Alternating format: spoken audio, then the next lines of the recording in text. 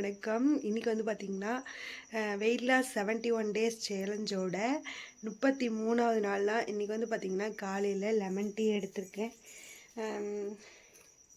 இந்த வீடியோ யாராவது first time பார்க்குறீங்க அப்படின்னா மறக்காமல் சப்ஸ்கிரைப் பண்ணி லைக் பண்ணி சப்போர்ட் பண்ணுங்கள்.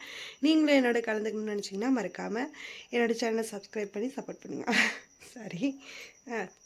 காலையில் வந்து பார்த்திங்கன்னா லெமன் காஃபி. காலையில் ஒரு 4:30க்கெலாம் எந்திரிச்சு எக்ஸசைஸ்லாம் பண்ணல. எனக்கு வந்து ஒரு வேண்டுதல் வச்சுருக்கேன் நான். அது வந்து நிறைவேறணும் அப்படிங்கிறதுக்காக மார்கழி மாதத்தில் பிரம்ம முகூர்த்தத்தில் வாசு தெளிச்சு கோலம் போட்டு பூஜை பண்ணினா நல்லது அப்படின்னு சொல்லி நான் வந்து யூடியூப்பில் நிறைய பார்த்தேன். அதுக்காக நான் வந்து எந்திரிச்சு வந்து இப்போ தான் காலையில் 4:30க்கு எந்திரிச்சு 6 மணி ஆயிடுச்சு. இப்போ தான் வந்து விளக்கு போட்டு எல்லாம் பூஜையெல்லாம் முடிஞ்சுது.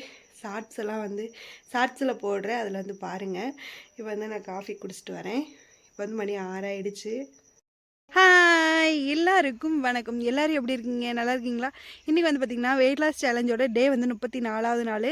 இன்றைக்கி வந்து பார்த்திங்கன்னா என்னென்னலாம் பண்ணியிருக்கேன் அப்படிங்கிறத பாருங்கள். அதுக்கு முன்னாடி ஒரு இன்ட்ரோ மாதிரி நிறைய பேர் நிறைய கேள்விகள்லாம் வந்து சொல்கிறீங்க. அதுக்கு முன்னாடி இந்த வீடியோ யாராவது ஃபஸ்ட் டைம் பார்க்குறீங்க அப்படின்னா மறக்காமல் சப்ஸ்கிரைப் லைக் பண்ணிவிட்டு சப்போர்ட் பண்ணுங்கள். எனக்கு வந்து ஒரு சின்ன மோட்டிவேஷனாக இருக்கும். இப்போ வந்து எங்கே வந்திருக்கேன் பார்த்திங்கன்னா ஒரு சின்ன வாக்கிங் மாதிரி வந்தேன். இது வந்து ஃபுல்லாகவே சுற்றிலையும் மலை தான். நான் வந்து ஃபுல்லாக வில்லேஜ் தானே. இங்கே வந்து அந்த சொன்னல அந்த பெரிய மலை, அது இங்கிட்டு பின்னாடி பார்த்திங்கன்னா இங்கிட்ட ஒரு குட்டி மலை இருக்கும். வந்திருக்கேன். சும்மா வாக்கிங் போகலாம் கரெக்டுக்குள்ளே அப்படின்னு சொல்லி வந்திருக்கேன். நிறைய பேர் நிறைய கேள்விகள்லாம் கேட்குறீங்க இல்லையா? அதுக்கு வந்து ஒரு சிஸ்டர் கேட்டிருந்தாங்க, பீரியட்ஸ் டைமில் எப்படி வந்து நீங்கள் டயட்டை எக்ஸசைஸ் பண்ணுவீங்க அப்படின்னு சொல்லி கேட்டிருந்தாங்க. நான் வந்து ஒன்லி டயட் மட்டும் எடுத்துப்பேன். பீரியட்ஸ் டைமில் ஓட்ஸ் அந்த மாதிரி நம்ம எடுத்துப்போம்.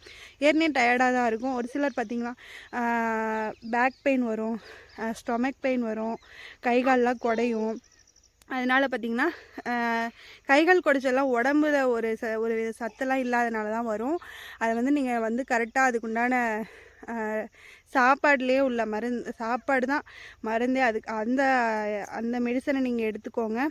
எந்தெந்த சாப்பாடு சாப்பிட்டா அந்த கை கால் குடைச்செல்லாம் வராதோ அந்த மாதிரி எடுத்துக்கோங்க, சரிங்களா? நான் வந்து எப்படி வந்து டயட்டை மெயின்டைன் பண்ணுவேன் அப்படின்னா பீரியட்ஸ் டைமில் இப்போ வந்து பார்த்திங்கன்னா இப்போ வந்து 26ஆம் தேதி எனக்கு வந்து வரும். அப்போ வந்து நான் வந்து காலையில் வந்து ஓட்ஸ் கஞ்சி, ரொம்ப வந்து ஹெவி ஒர்க் அவுட் பண்ணாமல் சின்னதாக வந்து படுத்துட்டு செய்கிற மாதிரி செய்யலாம். ஜம்பிங் அந்த மாதிரிலாம் பண்ணாமல் படுத்துட்டு செய்கிற மாதிரி நிறைய எக்ஸசைஸ்லாம் இருக்குது. கொஞ்சம் லெவலாக நான் பண்ணிப்பேன்.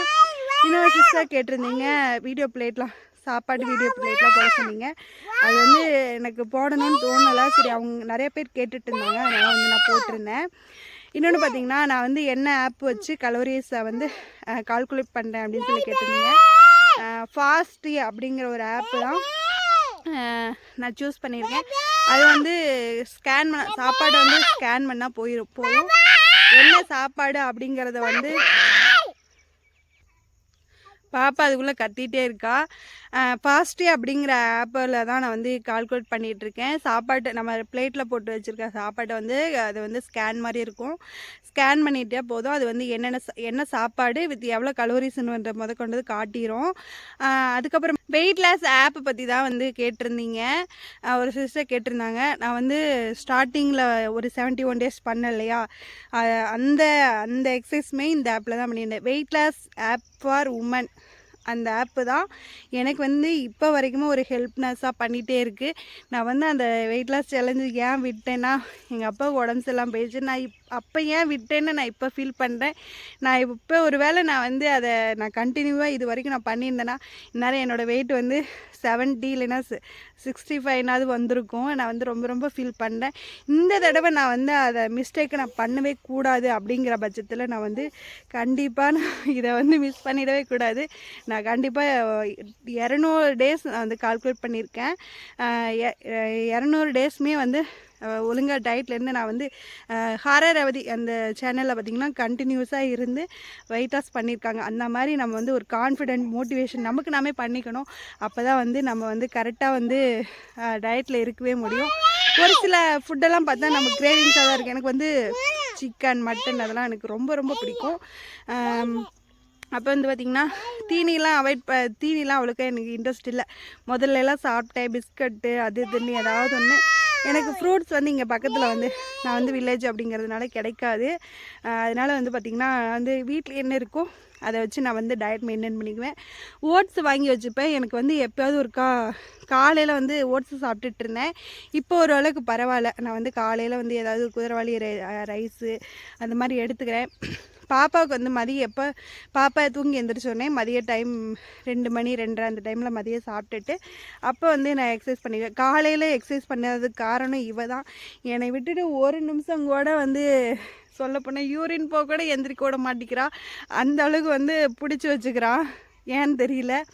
அப்புறம் ஹஸ்பண்ட்டை விட்டுட்டு வரலான்னு பார்த்தாலும் அவர்கிட்ட போக மாட்றா. கொஞ்சம் நேரம் படுத்துருப்பா. அதுக்கப்புறம் என்னட்ட வந்துடுறா. காலையில் ஒரு 4 மணி போல் 5 மணி போல் எந்திரிச்சுன்னா நான் எந்திரிச்சதை கண்டுட்டு அழுங்காமல் இப்படி கழுத்து மேலே கை போட்டு தொலைவா.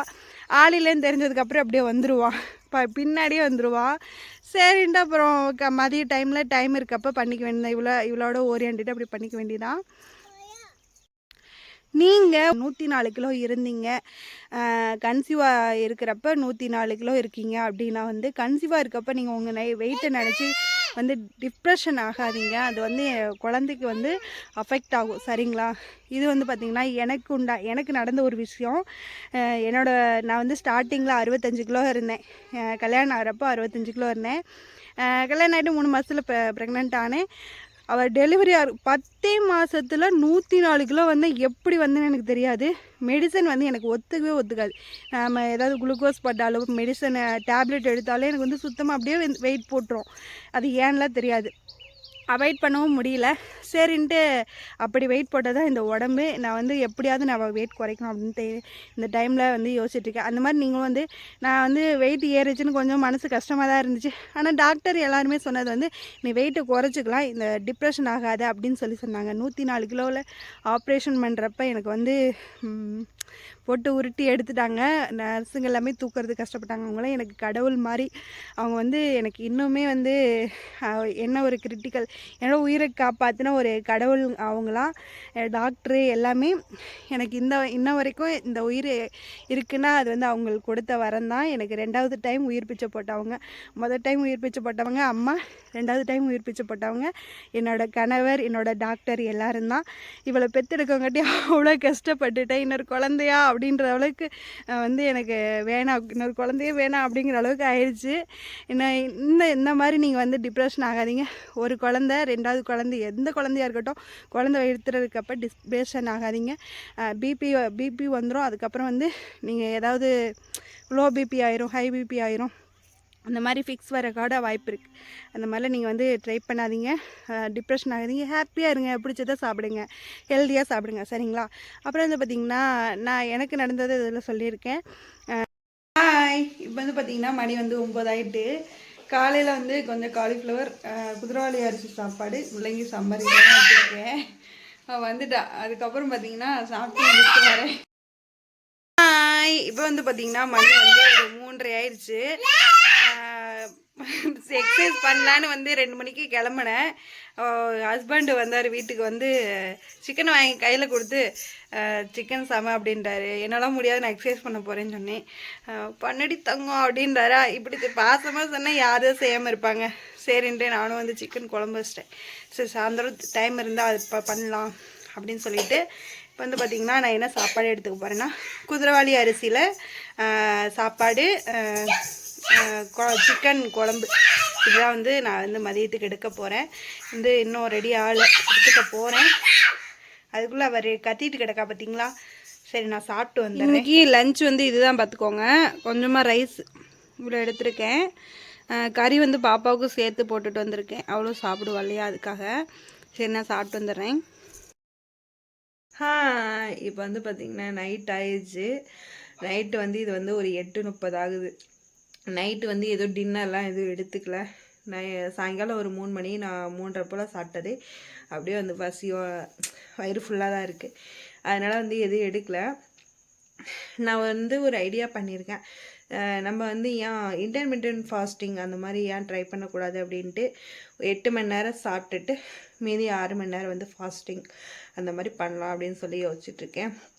அந்த ஐடியா வந்து எனக்கு செட் ஆகுமா ஆகாதான்னு மறக்காமல் கமெண்ட் பண்ணுங்கள். நீங்கள் சொல்கிறத வச்சு நான் வந்து இன்டர்மீடியன்ட் ஃபாஸ்டிங் வந்து நான் வந்து இருக்கலாமா வேணாமான்னு யோசிச்சுட்ருக்கேன். ஏன்னா இன்னும் வந்து 14 நாள் தான் இருக்குது, சரி இன்னும் 12 நாள் தான் இருக்குது நியூ இயருக்கு. அதுக்குள்ளே நம்ம ஏதாவது பண்ணோம்ல, அதுக்காக சரி நீங்கள் வந்து கொஞ்சம் சொல்லுங்கள். சரி, நான் எல்லாருக்கும் குட் நைட். நாளைக்கு டேவை எப்படி கிரேவிங்ஸ் இல்லாமல் ஸ்டார்ட் பண்ணோம் அப்படின்னு யோசிச்சுட்டே இருங்க. டாட்டா.